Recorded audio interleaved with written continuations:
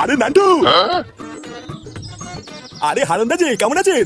আরে আমি তো ভালোই আছি। তা সকাল সকাল কোথায় গেছিলে? এই বাজার থেকে কিছু কম দামে আলু পটল নিয়ে আসলাম। বাহ, ভালো করেছো নান্টু। তা কয়দিন ধরে তুমি সন্ধ্যাবেলা তাসের আড্ডায় আসছো না কেন? খুব ব্যস্ত নাকি? হ্যাঁ তাই একটু বলতে পারেন। আসলে ছেলে বৌমাকে নিয়ে শ্বশুর বাড়ি গেছে তো, তাই একা হাতে সবকিছু করতে করতে আর সময় হয়ে উঠছে না। ও আচ্ছা আচ্ছা, বুঝেছি। সময় পেলে সন্ধ্যাবেলা এক পাকে এসো, তোমাকে ছাড়া ঠিক তাসের আড্ডাটা জমে না। আচ্ছা ঠিক আছে, সময় পেলে যাবো।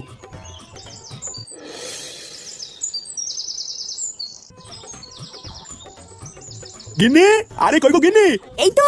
উফ, লেওরা কি গরমে এখনো শীত শুরু হতে পারলো না আর গরমও পড়ে গেল। এই নাও বাজার করে এনেছি, তাড়াতাড়ি রান্নাটা শুরু করো তো, জোর খিদে পেয়েছে। হ্যাঁ এই তো ভাত হয়ে গেছে, শুধু তরকারিটা করেই তোমাকে খেতে দিয়ে দেবো। তা কি বাজার করে আনলে গো? আর বলো না, বাজারে খাওয়ার মতন তেমন কিছুই নেই। যাতেই হাত দিচ্ছি সেটাই সেটা ভাঙা দাম। তারপর শেষে গিয়ে কম দামে কিছু আলু পটল আর লাউ পেয়েছিলাম, সেটাই নিয়ে এসেছি। এই, তুমি সেই সকালবেলা বেরিয়ে এখন বাড়ি এসছো কম দামে কিছু আলু আর পটল নিয়ে? হ্যাঁ এই মানে গিন্নি, বাজারে এর থেকে কম দামে আর কিছু ছিল না গো। তোমার ওই কম দামের আলু আর পটল নিয়ে কি তোমার বাপের শ্রাদ্ধ দেবো নাকি? শালা সেই কবে থেকে একটু মাছ খাই না, একটু মাছটা জানলে কিনা তা না এনেছে আলু আর পটল।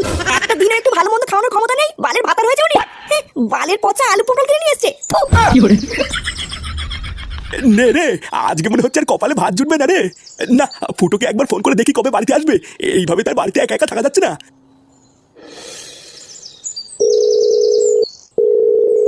হ্যালো, কে ফুটো?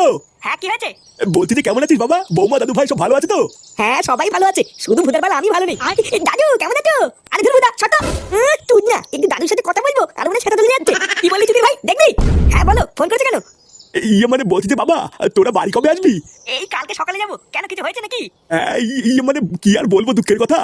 এইদিকে এই রাক্ষসী আমাকে দিনরাত জ্বালিয়ে মারছে রে। দুটো খেতে পর্যন্ত দিচ্ছে না, জানিস? কি আর কি হয়েছে? শালা ঢ্যামনা ভাতা, তুমি রাক্ষসী কাকে বললে? এই না না, তোমাকে কেন বলবো?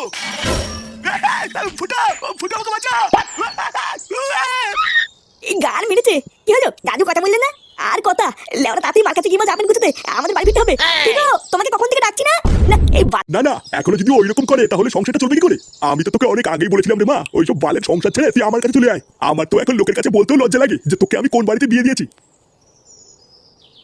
হ্যাঁ কি হয়েছে, ডাকছো কেন? এই যে বাপি ও এসেছে, এবার যা বলে তুমি বলো। না না জামাই, এগুলো আমি কি শুনছি? তুমি নাকি কোনো কাজ বাজ করো না, সারাদিন নাকি টোটো করে ঘুরে বেড়াও।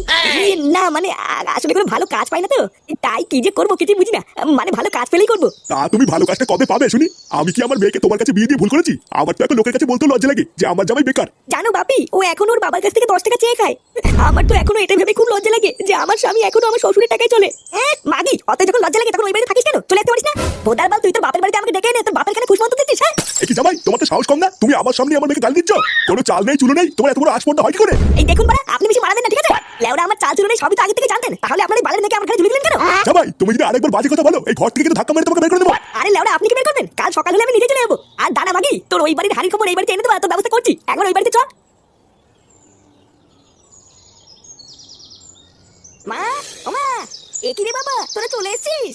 হ্যাঁ চলে এসেছি। ওই বালের বাড়িতে আর কয়দিন ঘুরবো? কে কি রে ওইভাবে বলছিস কেন? কেমন আছো দাদু ভাই? ভালো আছি দিদুন, তুমি কেমন আছো? আমিও ভালো আছি দাদু ভাই।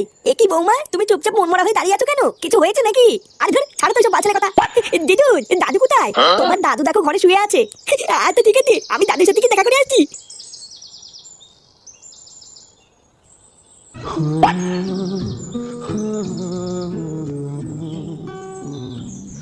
এই দাদু, কেন? এই মেলেছে। দাদু তোমার কি হয়েছে? ও দাদু ভাই, তোমরা চলে এসছো? হ্যাঁ এই তোলে তো এসেছি, কিন্তু তোমার মাথায় কি হয়েছে? ও কিছু না দাদু ভাই, কালকে কল পরে পড়ে গেছিলাম তো, তাই মাথায় একটু লেগেছে। এই গাল মেলেছে, তোমার নিচে কোথাও লাগেনি তো? না না দাদু ভাই, নিচে কোথাও লাগেনি, যা লেগেছে ওপরে লেগেছে। তুমি ভালো আছো তো? কখন আসলে? এই তো কেমনই আসলাম। এ ফাটা, তুই এখন এখান থেকে যা, দাদুর সাথে আমার কথা আছে। একটু দাদুর সাথে কথা বলছি, আরে তুই না চলে এসছে। এ কি বাবা, মাথায় কি করে লাগলো তোমার? আর বলিস না বাবা, কালকে তোর মা আমাকে রামপাট খেলিয়েছে। তোরা তো বাড়ি ছিলিস না, তোরা জানিস না আমি কি করে বেঁচে আছি। মা তোমাকে এইভাবে ধরে কেনালো আর তুমি কিছু বললে না? আমি আর কি বলবো, আমি কি তোর মার সাথে পারি? দেখিস না গিলে গিলে শরীরটা কি বানিয়েছে। তোর সাথে অনেক কথা আছে রে বাবা, আজকে সন্ধ্যাবেলা একটু বাড়ি থাকিস, ঠিক আছে? আচ্ছা ঠিক আছে।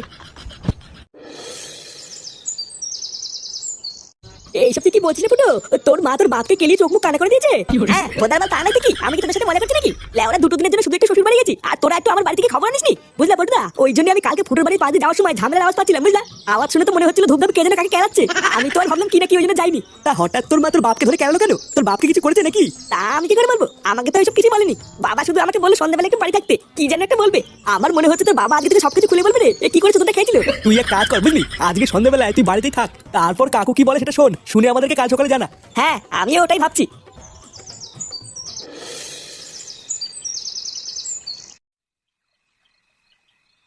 বাবা, ও বাবা, কি হলো? বাড়ায় আমাকে বললো যে সন্ধ্যাবেলায় বাড়ি থাকতে। না একবার ঘরে গিয়ে দেখি গিয়ে ঘরে আছে কিনা।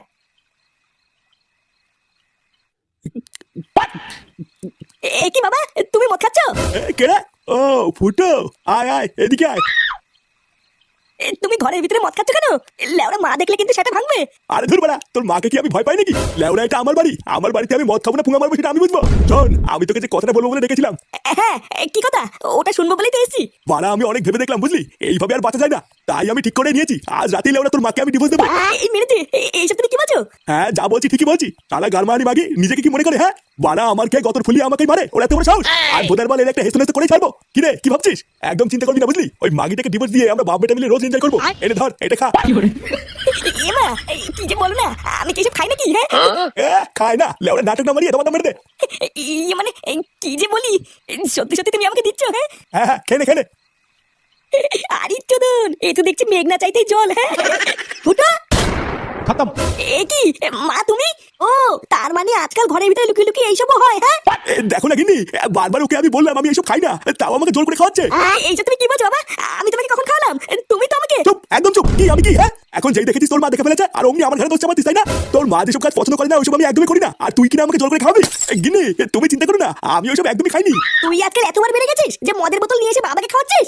এই মেরেছে মা, আমি যে তোমাকে কি করে বলি, লেওরা আমি ফেসে গেছি।